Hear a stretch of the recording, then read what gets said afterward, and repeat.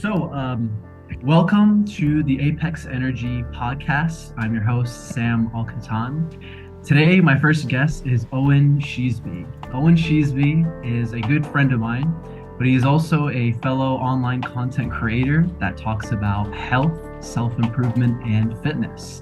You can check out his channel where he talks about a bunch of different interesting topics, such as the dark history of nutrition, as well as the great sunscreen scam. You can also check out the Sheasby podcast, where he has a bunch of great guests on. And there's loads of good information on there if you want to go check it out. How you doing, Owen?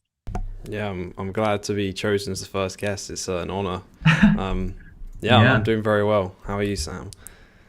awesome. Very good. Yeah. Owen, I've known you for, it's been like over a year and maybe 3 months, let's say now.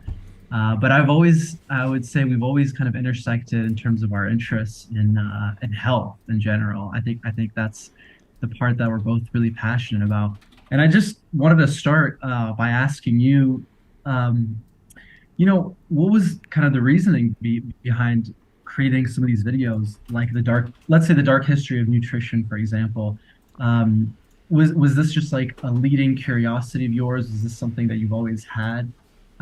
Finding out, I guess. Well, I should actually just explain a little bit about the video. You really highlight the history of how food companies almost, not to sound conspiratorial, but they literally manipulate the truth, right? They manipulate studies or sway public opinions in a way to drive up their sales. There's no surprise there. Every company wants to market themselves and increase their profit, but it's just interesting when those companies are in charge of our health, what we're consuming. So yeah, sorry, go ahead, and maybe if you could just give us a reasoning why you decided to make that video. Yeah, that video specifically, I think I thought was quite an important one to make because I've known people who are like trying to be healthy and like they think they're doing the right things, but they're still kind of struggling to lose weight or they have low energy or whatever it is. So as I'm not a doctor, just so anyone knows, this is not like advice personally, but I just kind of started researching myself about, originally it was fitness, and then that kind of brought me into more like diet and nutrition. And a lot of the things in that video are they're not really like questionable. Like it's quite clear, if you go and search you can find like documents and like kind of evidence of certain things happening, but no one seems to know it, and a lot of people kind of accept these things about health and diet that have been said, but then if you go and dig into it, it doesn't seem that much substantial things backing it up really. So I thought it was like an important video to make because I think a lot of people need to hear some of that stuff and are maybe not motivated to go and search through all the stuff themselves. Yeah, it's funny in the beginning you said that I'm not an expert, and I mean, you're not an expert, right? I mean, we're all just a bunch of content creators, doing the research, but I've in my own life, I've seen the importance of challenging this kind of authority of health and within centralized medicine, if you will. Um, and seeing that the truth doesn't always align with what the authority in terms of public health and medicine say. And it's not conspiratorial to say that at all, that we sometimes, they can be biased too. They're human beings as well.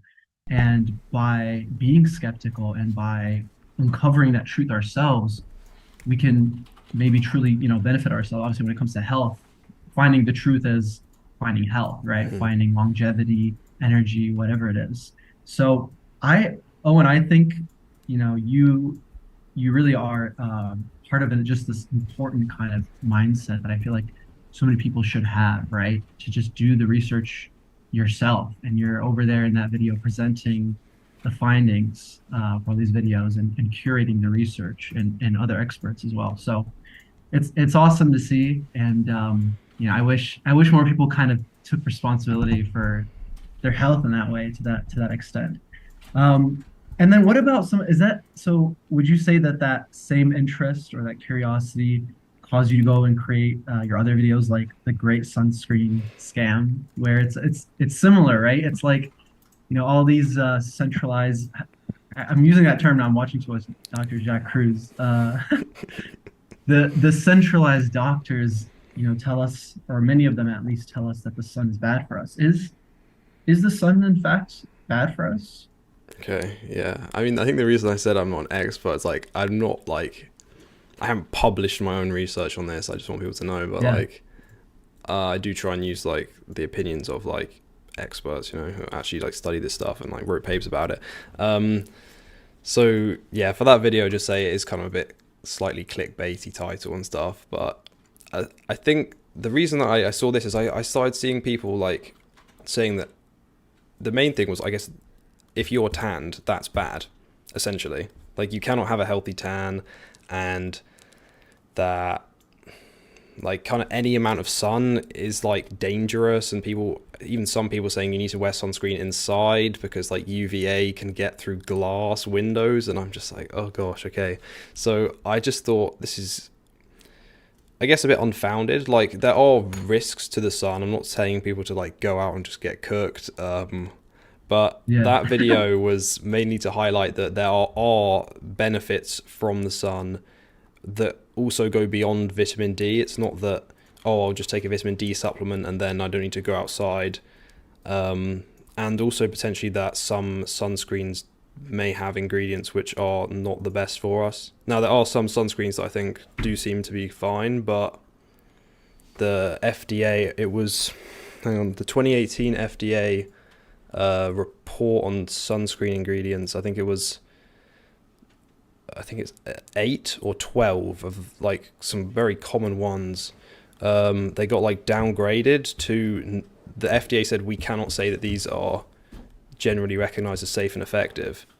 So a lot of people who like sunscreens kind of came out and said, oh, don't worry guys, because basically the reason this happened, I think the main reason, is that there was this study that showed that these ingredients are absorbed at much higher levels than we believed through the skin, even up to 500 times higher for oxybenzone, which is a very common ingredient. So I just don't think people really, I didn't know about this before I started looking into it. So, and then also on the hormonal front, this is kind of a side tangent, but we know that like people's testosterone fertility is not doing so well, and there's potentially signs that some of these chemicals could be affecting that. So yeah, it sounds kind of clickbaity and scary, but it was because I saw there was a bit, I think, of too much fear around the sun and not appreciation for there are health benefits here, and that some of these ingredients might actually be potentially harmful. Yeah. Certainly. And there's this all this controversy, I mean, that I've seen around UV light and people fighting. I've always known growing up that UV light it's bad for you. You have to stay away from it. It's what causes cancer. But am I incorrect in saying that it's more complicated than that, and that actually UV is actually is beneficial for us in a lot of ways.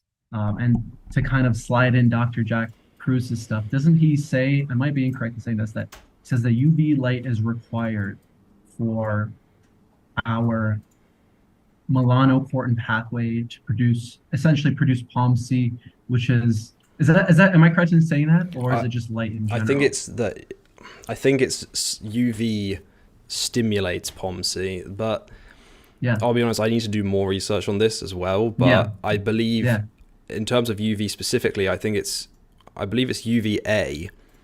Um, so in our skin, we have these stores of nitric oxide, and I believe yeah, it's UVA. It might be UVB. When that hits our skin, it kind of activates this nitric oxide, and this kind of they act as vasodilators, so they kind of make your blood vessels relax. So that they found that one of the main things you can do, like outside of diet, for lowering blood pressure is go outside and get in the sun. So yeah. UVA, I believe, is for that at least. Yeah, and if we look at, I think since mammals came above ground, it's something like 62 million years of evolution in the UV light. Now, you could get into antagonistic pleiotropy arguments, but at least for the short term, it can't be that bad. So no, I do think there are uses of UV light by the body. I don't know all of them, but nitric oxide is one. Yeah, yeah, yeah, And then also, actually, Jack Cruz has talked about, I have not actually dug into this, but yeah, this is really quite controversial, actually, but he yeah, essentially was saying that UV, lack of UV could actually be causing cancer, and I think also skin cancer, he was saying, because I think it's when the when the cancer runs out of UV light, the cells migrate. They go to other areas of the body trying to get UV. I think that might be completely wrong. It's something like that. That they need UV. Yeah, that's it. They need UV for mitosis, which yeah, is yeah, like yeah, to split and grow. I think it's 1923 Alexander Gurwitch with the yeah. onion thing, where I think it was quartz. He shined light on quartz on a cut onion, and he was able to get the onion to like grow more cells. Like I say, Yeah, that's I because if I'm probably going to do a video more talking about like Jack Cruz's work on like circadian biology, but like that's where I'm kind of cautious talking about these things, because I don't, until I go in, I'm not like confident at saying for definite what goes on here. But yeah, there are, yeah, back to the UV certainly. thing, there No, is uses yeah, by the body. no, yeah, I'm kind of asking in a very formal way, as if like you're the expert and you're gonna give us the official answer. But no, I mean, I welcome this exploration of science. I don't think it has to be so rigid. Obviously, we have to hold ourselves accountable and not just tell people to go out and bake themselves in the sun or completely avoid UV light. But I personally enjoy this kind of loose exploration, creative exploration of biology and of science. But yeah, that's it's super interesting. Me and Owen have been texting about this podcast that Dr. Jack Cruz did with Andrew Huberman and Rick Rubin, and it's just an absolutely phenomenal podcast. I've listened to it probably around 3 times. I don't know how many times you listened to it, Owen. Was it just that one time? I only said it to you like, I think less than a week ago, and it's like, did you listen to part two as well? I listened to part one and part two. Part one mostly. Okay, it's about. It really I just think it's about 7 hours in total. So if you listen to that 3 times through in less than a week, no way. yeah, it's so good. I mean, I've listened to I it love like one, and I've yeah, started listening to it again. I've listened to it like 1.5 times, because like the first time I listened, I was like, I don't get any of this, or I get like a tiny part of this, and then I started listening to other yeah, interviews, because to be fair, I think Jack did say that is a more in-depth interview. So then I went and learned about more stuff, and then I came back to it, and more of it's kind of making sense this time. yeah. Bro, same. I think I got like 10% of what they were saying the first time I listened to it. And that's why I listened to it more and more, because I want to just understand what the hell is this guy talking about. It's just, yeah, there. I mean, Dr. Jack Cruz is a neurosurgeon, and Andrew Huberman is a professor of neurobiology and ophthalmology at Stanford. So they're going in the weeds, talking about these really just in-depth pathways, and I'm just, yeah. I mean, it's interesting, but it was like they were speaking a different language the first time I heard it. But I knew something he was saying was profound and interesting. That's what kind of caught I my attention. Also, I'll just quickly add this yeah, in, was when I could hear Andrew was like, wow, I didn't know that. Yeah, that makes sense. I was like, okay, there's probably something here, because if Andrew Huberman's kind of getting yeah, mind blown, then yeah. I know. Yeah. And you're absolutely right. It's because Andrew Huberman has so much authority in that health space. And Andrew Huberman is known not to just jump on things and to be very skeptical. I mean, he's a professor at Stanford, right? So he has to maintain, he's not just going to go on and say, yeah, I agree with everything you say. And that's why it was so shocking to me to hear him agree with some of the stuff that Dr. Jack Kruse was saying. Because if it was just Dr. Jack stronger than the sun within ourselves, I would take it with a big grain of salt. I wouldn't just kind of accept it. But yeah, like you were saying, having Dr. Andrew Huberman have a eureka moment, I keep using that word in that podcast, was certainly so interesting. What do you, yeah, I really found the POMC stuff interesting. And they talked about the melanocortin pathway. It enters through your retinal cells, and UV light goes in through your eye. And he immediately sways Huberman's mind in the first 20 minutes and says that uh, all through all his medical school training, he found that UV light can't go in through your retina, and that light, first of all, just hits your eye and then gets transferred into electrical chemical signals, which then communicates with the suprachiasmatic nucleus, which is a part of brain that's associated with your circadian rhythm. And he immediately, in the first 20 minutes, convinces Huberman that that is not the case, that UV light does, in fact, enter through the eye, and that they call it Mueller cells, which are behind the eye, actually connect directly to the midbrain. So in fact, that he argues that the light goes and contacts those deep parts of the brain. It's just super interesting stuff.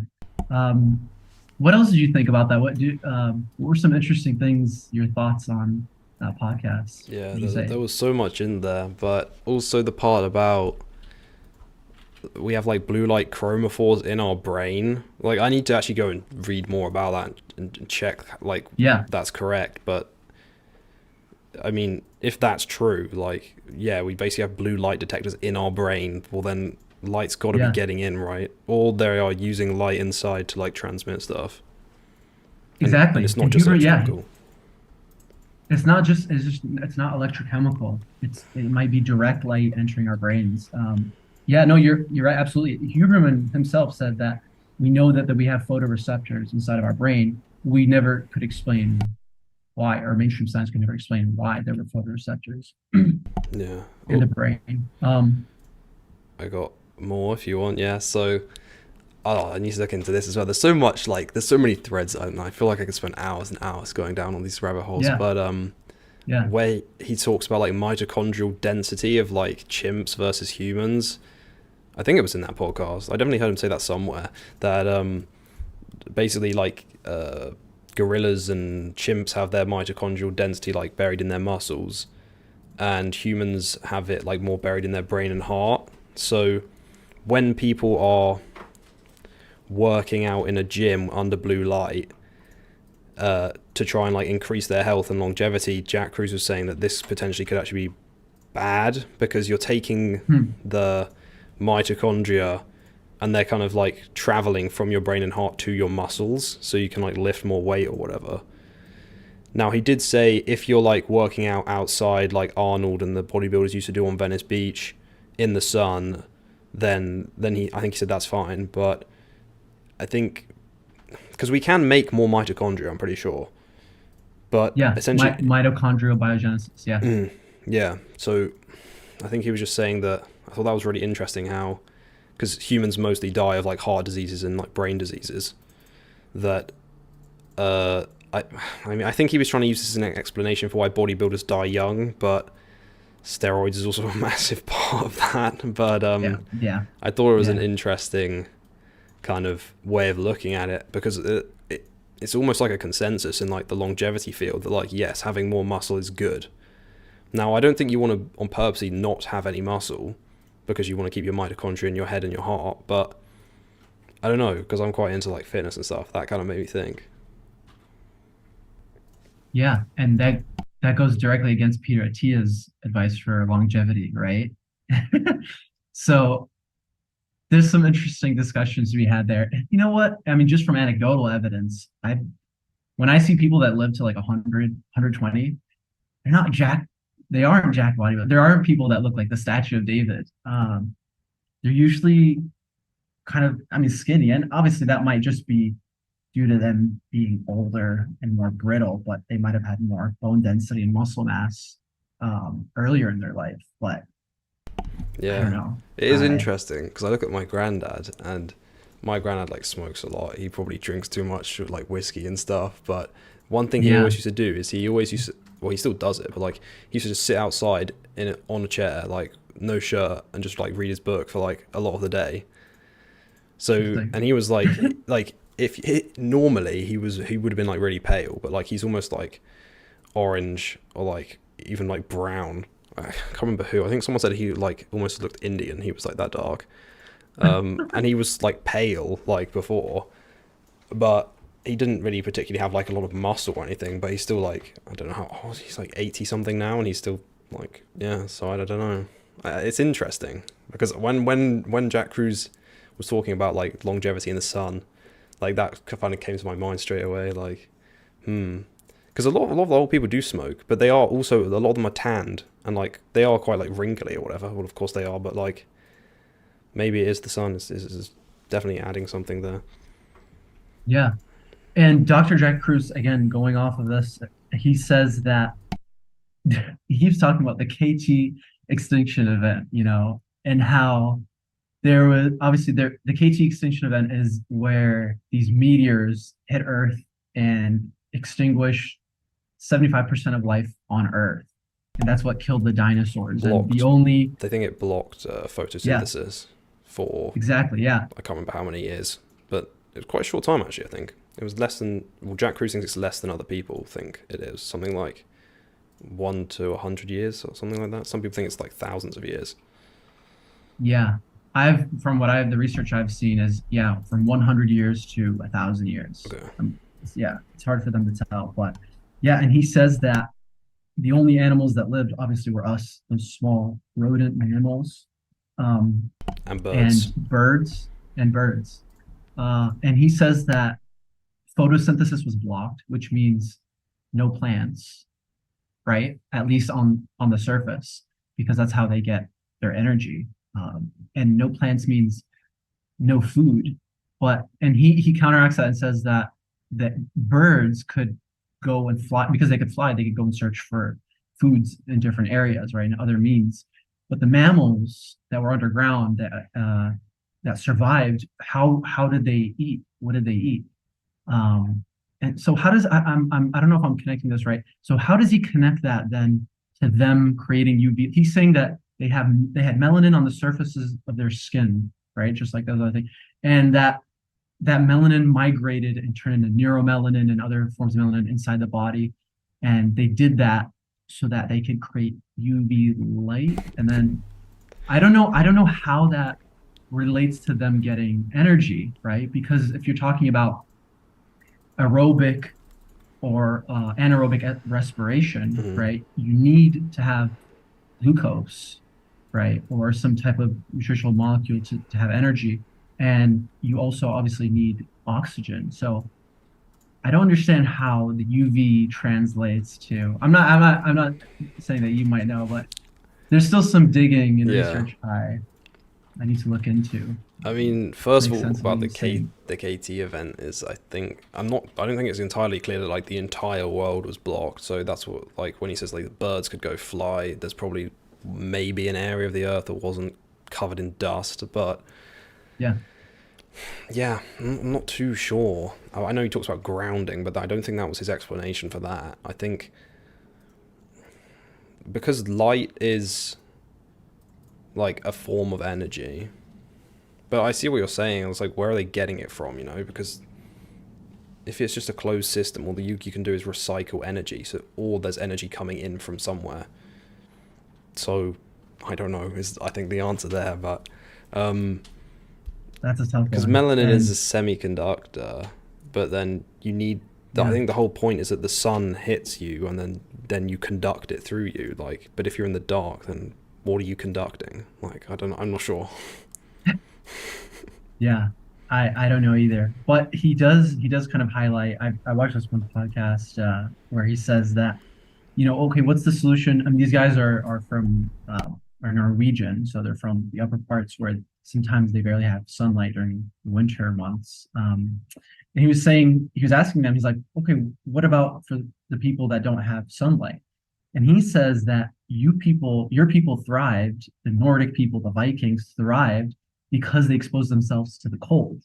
And the cold, because we are just a bunch of semiconductors, increases the amount of electricity surging through you, and that can replace sunlight or remove the need for you to have sunlight.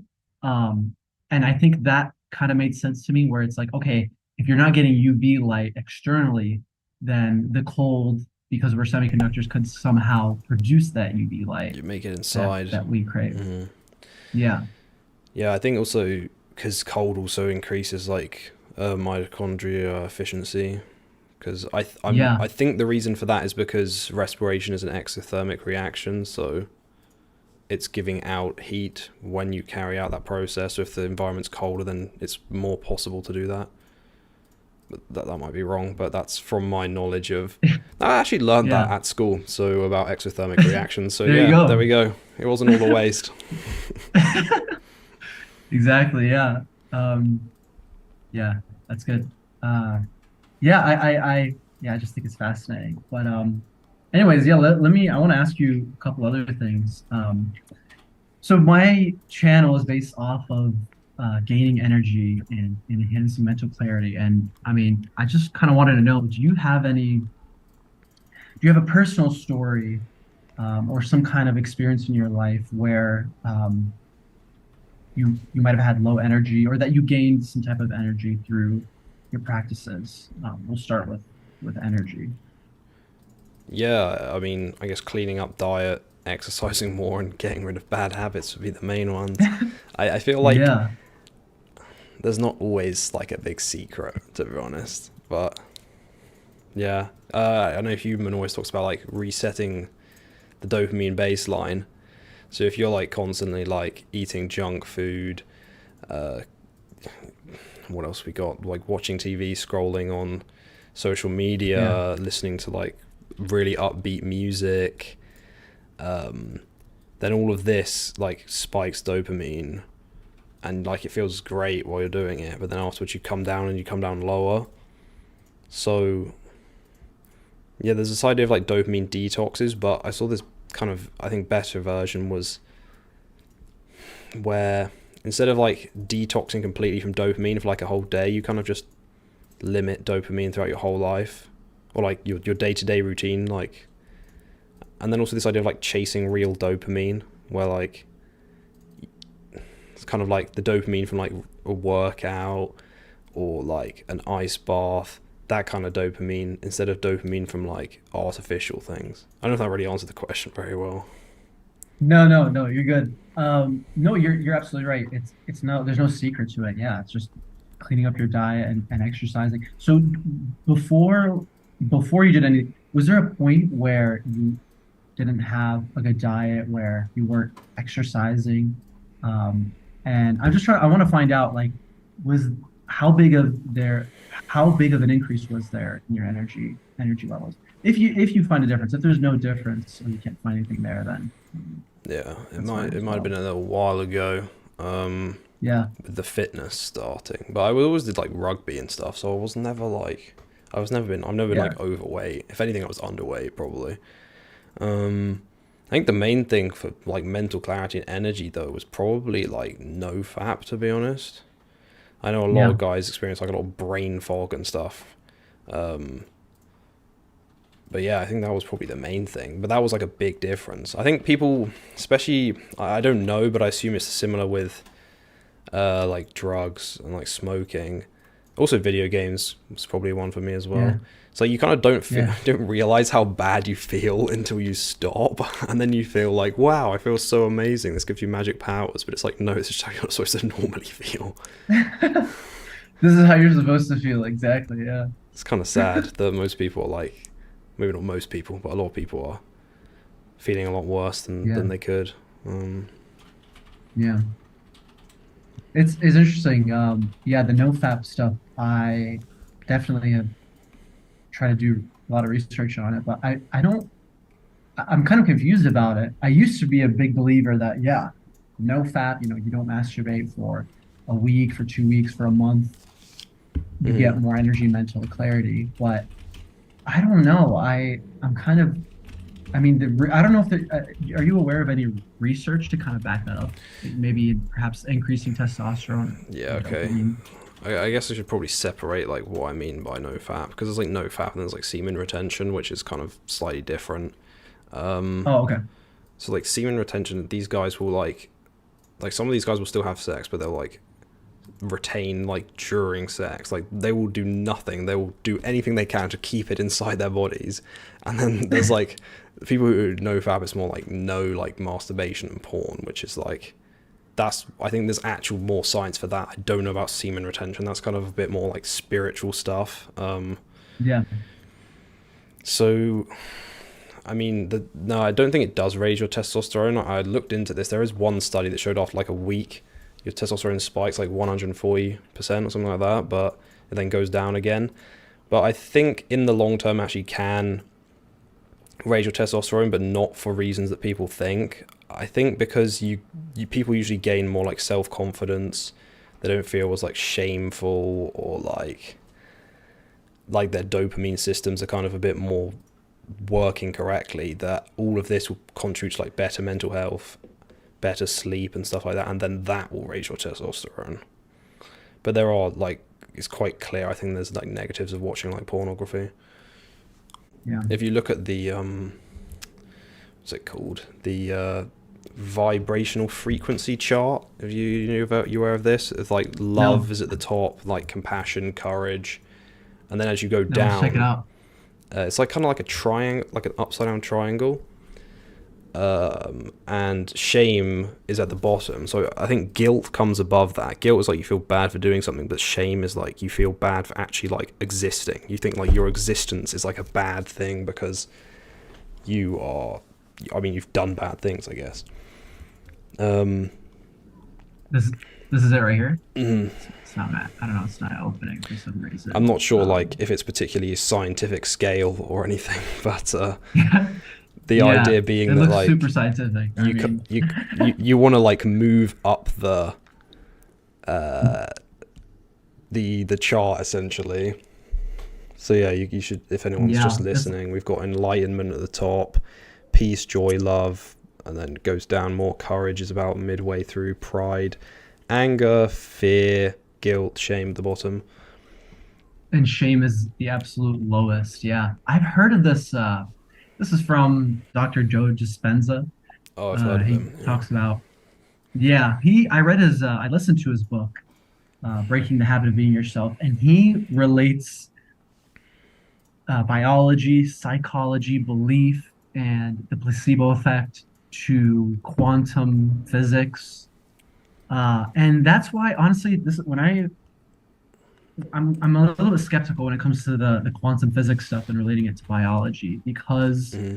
I've heard of Dr. Joe Dispenza's explanations of how you can create the life that you want essentially through the observer effect in quantum chemistry or quantum physics, where you they found that whenever you observe something in empty space, you focus on it, then a particle appears, and that's called the observer effect. And because of that, he like extrapolates that and says that we can create our own reality through the observer effect. So, anyways, I've seen a lot of other scientists try to debunk what he was saying, but yeah, I don't know. I don't understand. I don't understand quantum chemistry. I wouldn't say that's like necessarily not correct, but like it's hard to know Yeah, because we got like the subconscious mind. I do believe that like the subconscious mind is the most complex thing we found in the universe. We still don't know yeah, like barely anything about it. Um, but I mean, there could be something to the quantum mechanics, but there's so much that we just don't understand. I mean, some people call it God, obviously, like the universe, logos, whatever. But like, yeah, maybe. I don't know. Like, I think I don't know if we'll ever know either way. But I think I yeah. like this filter from like Scott Adams, which is kind of like if it feels like it works and like you get good results when you do that thing, it doesn't actually matter if it's placebo or if it's just a load of nonsense. Like if it actually is giving you good results and it feels like it works, then just keep doing it. Yeah, interesting. Yeah, I've never heard of Scott Adams, but yeah, that's absolutely true. Yeah, and that's why I'm so interested in science. Is I just want results in the end. I don't really doesn't matter what mechanism or what this does and what that does. Is it the same for you as well? Yeah, It's I do find it interesting like to have the mechanisms and stuff because then I'm more like confident that like this will also work for other people. But I do yeah, definitely see what you mean. Like for yourself, like obviously, yeah, if you want good health, good like mental cognition, energy, like that's what you want really. Does it matter like exactly how it all works? Maybe not, but I think it is important for us, at least as like a society at whole, to try and figure out how this stuff does work. yeah. Um, Absolutely. And of course, I feel like, yeah, science or learning the science is just a way for you to convince yourself and other people, right? Because those hunter-gatherers, they didn't need the science, they didn't understand mechanism and neuromelanocortin pathway, palm sears. They were just living life and they were good at it from what we know, and they were healthy and happy. Um, but I feel like for us, yeah, we need that science to convince people, really, to just convince ourselves. Because it sounds convincing, if I just told you to sit outside in the sun all day, you might not trust me. But if I say that it stimulates this pathway and it creates the palm sears after, which creates ACTH, which is important for your well-being, you might is a much higher chance that you're going to believe me. What about how was it like having Dr. Anthony Chaffee on your podcast? Yeah, that was cool. I think we got to like nearly 1 hour, and like it was scheduled for 1 hour, like on the calendar or whatever. And I was like, oh, I like want to be conscious of your time. Like, do you want to like hop off soon? And he was like, oh no, we can go as long as you want. And I was like, okay, buckle up. I've got so many questions. I think we went for How three long was it? How did it? 3 hours. Uh, I think that's the longest one oh I've wow, done. well, yeah, Yeah, wow, that was cool. I yeah, think I literally asked him every single question I had written down, which doesn't usually happen. yeah, Um, but yeah, I mean, he seems like a great guy. Yeah, I mean, it was fun. I'm glad we did it. Yeah, I don't know what else to say apart from that, yeah, really. yeah. No, it's I his stuff is super interesting. He's like straight up says vegetables are bad. They're trying to kill you. Which is just so. It's unlike anything I've ever heard. Are you aware of any like are there any studies that show that vegetables are bad? Other than, I mean, they're probably observational, I would assume. Um, yeah, there is to be fair. Uh, the main ones that I've seen, they're usually fairly small scale, and it's usually people who have gut issues or Yeah, like Crohn's, irritable bowel syndrome, and when they cut out like it's usually like vegetables. Is I think spinach and like kale are some of the main offenders. Um, but yeah, and also carbs also seems to have an effect on some people if they're eating lots of like pasta and like I don't know if that's the carbs itself or like what the carbs are in, but that yeah, does help resolve certain like autoimmune problems and yeah, like gut issues. But I'll be honest, for the general population, I don't think eating vegetables from the supermarket is going to really make a noticeable difference for a lot of people. I think it can help improve your digestion, I think, potentially. And I know some people just don't really like them. I remember when Callum kind of got into this, Callum Rylance, and he was like, when he found out that like he didn't think vegetables were good for him, like, and there was actually like some science confirming this. He was like super happy, and he was like, yes, finally, because like, ever since he was young, like he like hated vegetables apparently, and I was like, yes, yeah, I don't need to eat them anymore. yeah. Brussels sprouts. He goes after Dr. Anthony China goes after Brussels sprouts a lot. Yeah. Um, Yeah. Have you ever gone and done any of those diets, the keto diets, Atkins or carnivore? Not You try them? fully. No, I Yeah. do plan to at least try. Um, I probably don't eat as many vegetables as I used to, but I still eat like a lot of fruit and stuff. Don't know, I haven't died, Gotcha. but Gotcha. Yeah. I will eat like vegetables still a bit, but like it kind of used to be a thing where it's like, oh yeah, you need to eat the vegetables, like that's like the really best part of it, but now it's like, not eat the meat. Yeah. You'd rather just take the meat. Yeah. Because I remember when I saw you last, you were eating a big bowl of ground beef. It was it was like I don't know how many pounds, but like it was a It big was like bowl. a It was a hefty pound and a bowl. half, I think it was, It was a and there pound was and a like an half. apple on the side, a little apple on the side.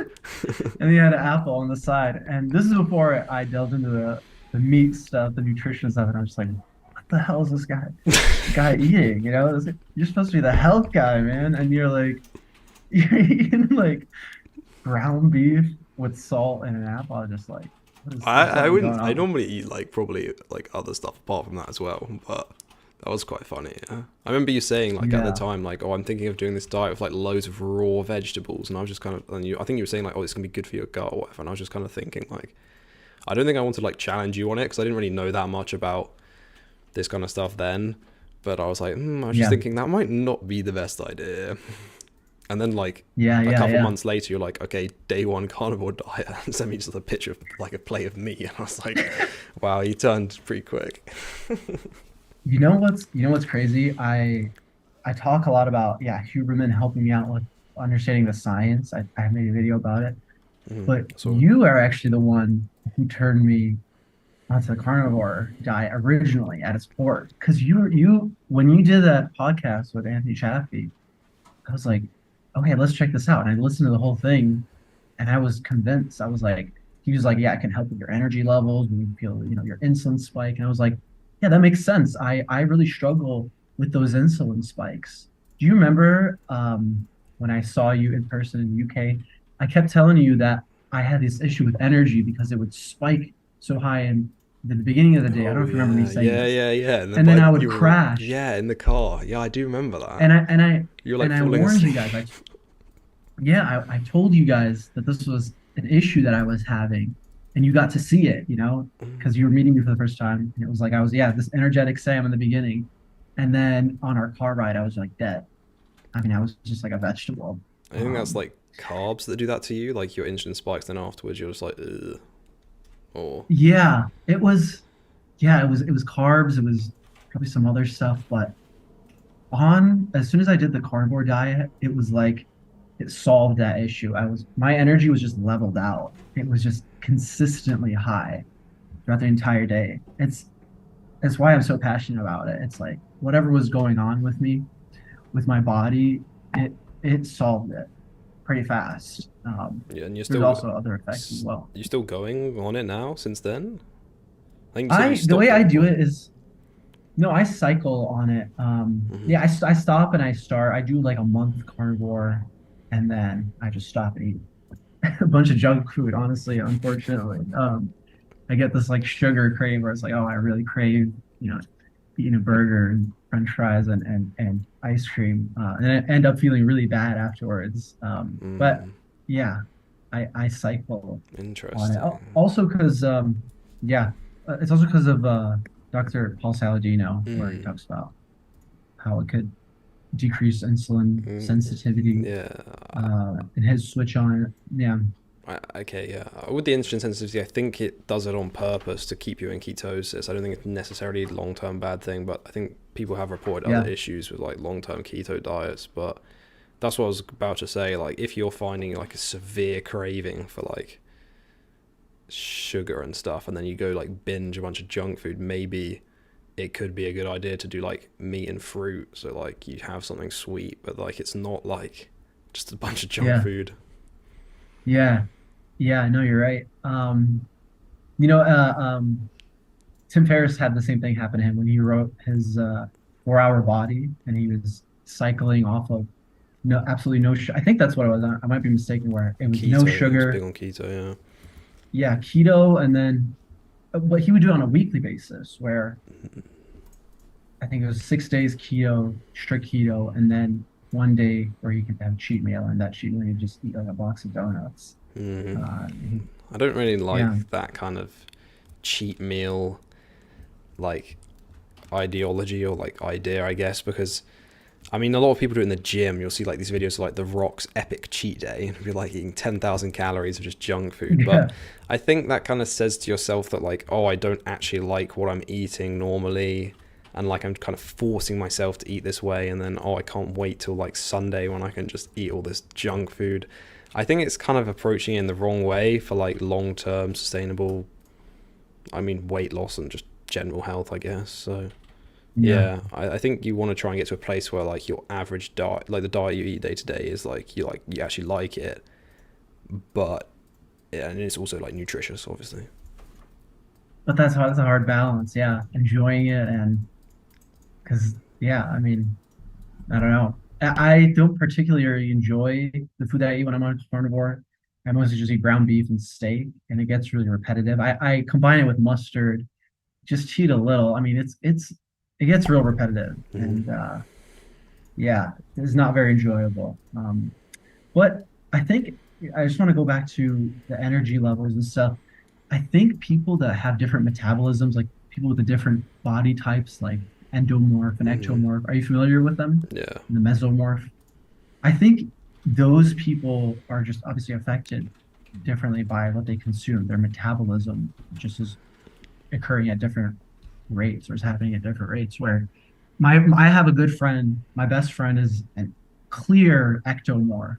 Let me just show the audience actually what friend you said, Look at this skinny so they know guy. what this. Yeah, No. it's not a picture of my friend. It's Oh, oh. yeah, yeah. Yeah, I wasn't I get gonna it now. I was gonna shame him on my first episode of the podcast. Yeah. But Completely missed it. yeah, so Sorry. these are like these three body types, and it correlates with metabolism and ectomorph or mesomorphs are just naturally built and muscular, and they metabolize food very quickly. It's just it hits them right away. I mean, my best friend is an ectomorph, and it was hard for him to build muscle, but he would burn fat super fast.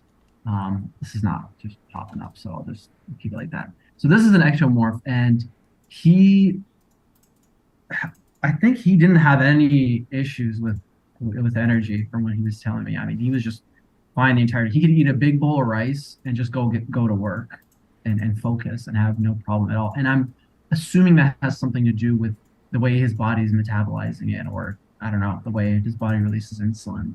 But for me, I could never do that. I was always just incredibly drowsy Mm. after eating, even just an act like it wasn't even that much rice or that much carbs. Would you say That you many think you're an carbs. endomorph then, or a mesomorph? I'm I'm gonna pull that up one more time. So I'm pretty sure I'm an endomorph where it's like you're stockier, you're bulkier, you Mm. gain fat easily, you gain muscle easily, but it's hard to burn that fat. I would say I have a slower metabolism compared to my best friend, and I think again I would love to hear other people and what they say about this because I think Dr. Ken Berry, he's also a carnivore Mm. diet guy, he talks about how people that struggle with weight and just constantly gain weight, that ketosis and carnivore is a lot more beneficial for them as opposed to people that naturally burn fat very fast. Mm. Um, Okay.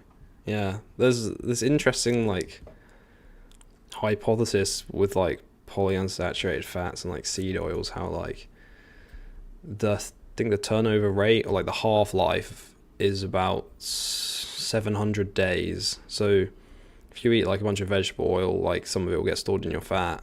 Well, if you're in a calorie surplus, and then it will take like 2 years for that to half, and then another 2 years for it to go down to like half of that amount, so like a quarter of the original. And there's this like idea that I mean I this is a hypothesis. This is not like fully proven by any means, but that these fats stay stored in you and can kind of like mess with your mitochondria and kind of just kind of Mm, slow everything down, and that like it can take several years to kind of clear it all out. Now I don't know if that's got anything to do with this, but I think it's yeah. interesting. No, I've heard of that before. Dr. Chris Palmer talks about it, how people not when they're in ketosis, not just for a couple days or when over a bunch of months, it basically stimulates mitophagy, which is getting rid of old mitochondria that might be dysfunctional, and mitochondrial biogenesis, so creating new healthy mitochondria, and that this by being in ketosis, it constantly stimulates these two processes until a person completely renews the mitochondria within them and are just much healthier. And that even correlates to mental health and people curing. I mean, I want to use that word loosely, but really, really just decreasing the symptoms of people with like bipolar disorder or schizophrenia. Hmm. Yeah, Um, yeah. and Epilepsy yeah, is also, and that's not really the same, but epilepsy. Yeah, keto was yeah, first yeah, used yeah. in like epileptic children. That's how it was created. Yeah. So yeah, super interesting stuff. I don't want to take too much of your time, Owen, but it's been an absolute pleasure.